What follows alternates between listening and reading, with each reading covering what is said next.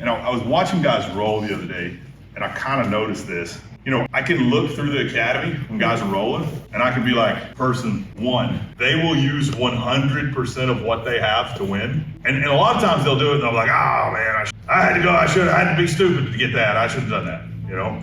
But they'll do it. And then it's not just once, right? They'll do it again and again and again. And you know, if they're going with somebody who's a brand new person, they won't do it. But they'll do it when they need to. It's always there for them. It's always available. And then you got other guys in the academy who kind of, you know, the full spectrum. You got guys in the academy who won't really, and they just kind of try to do the technique for technique's sake. So I kind of tried to think about how many times I've done that since I've been doing jiu-jitsu.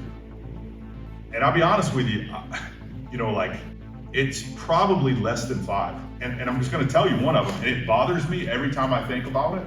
You know, I don't cry in my pillow or anything, you know what I mean? I'm not sitting there drinking my 5th Jack and Coke crying about it. But every time, and it just so happens, super annoying person that I'm rolling with when I do this, and this super annoying person asked me to roll more than anyone in the academy. He already knows who he is. Last time I rolled with him, I think just to kind of be a little bit of a jerk, not a lot of bit of a jerk, but a little bit of a jerk. I don't know if you remember this. I was on his side and I just kind of drove my shoulder in his face. Almost like I just wanted him to tap from just my shoulder. Do you remember that? But I did. I put my shoulder in his face to try to make him tap. Not like in his face, cross face, but just like turn his from side control. I just kind of put my shoulder into his neck to try to make him tap. I wasn't trying to break his neck. I wasn't trying to hurt him. I wasn't exploding at the end of a submission. It literally bothers me every time I think about it. And I think about it every time he asked me to roll with him. It was like 2.5 years ago, 2 or 3 years ago. It still bugs the out of me every time I think about it. That I was like, I was using every bit of strength I had to try to drive my shoulder into his neck to make him tap. And even if it would have worked, I think if it would have worked, it would bother me more. When I see people doing jiu-jitsu and you having to use all your physicality to win and then feeling like you achieved something, I don't get it.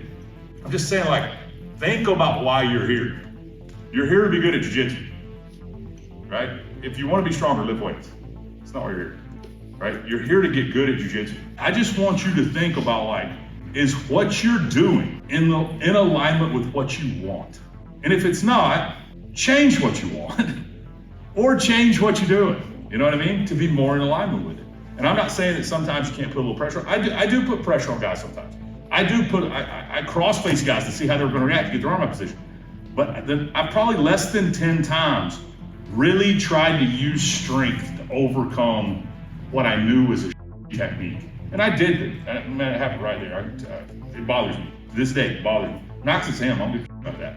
But it just bothers me because it's the time I did it and I was like, man, I don't even know why I did that. So think about is what you're doing on the mat in alignment with who you want to be on the mat. And if you have to put everything you've got into a submission to make it work, A, you're creating a bad training environment, you're creating an unsafe training environment, you're potentially gonna hurt yourself, you're potentially gonna hurt other people, you're creating an environment that's gonna be way more competitive than it needs to be for people to get good, and that creates its own unique set of problems.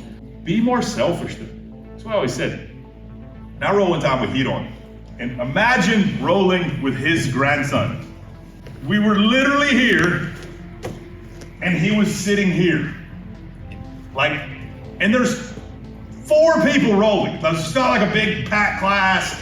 Everybody's fiending for his attention. No, Hedon grabs me by the arm and walks me over to right in front of his granddad so he can show his granddad what he does to me. Right? And at one point, after he arm locks me like 5 times, and I'm trying to figure out how to get my arm in a better position, he's like, bro, like, come on, man. Like, go.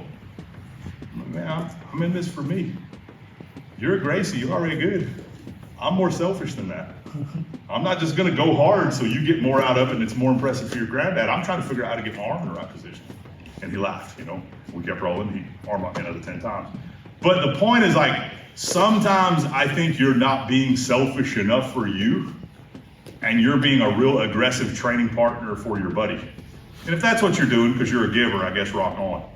But at the end of the day, think about how you're training, what you're doing, and is it in alignment with who you want to be on the mat? And if it's not, change. You know what I mean? Questions? Rant off. Thanks for watching. Like and subscribe. That's great. So good. So powerful.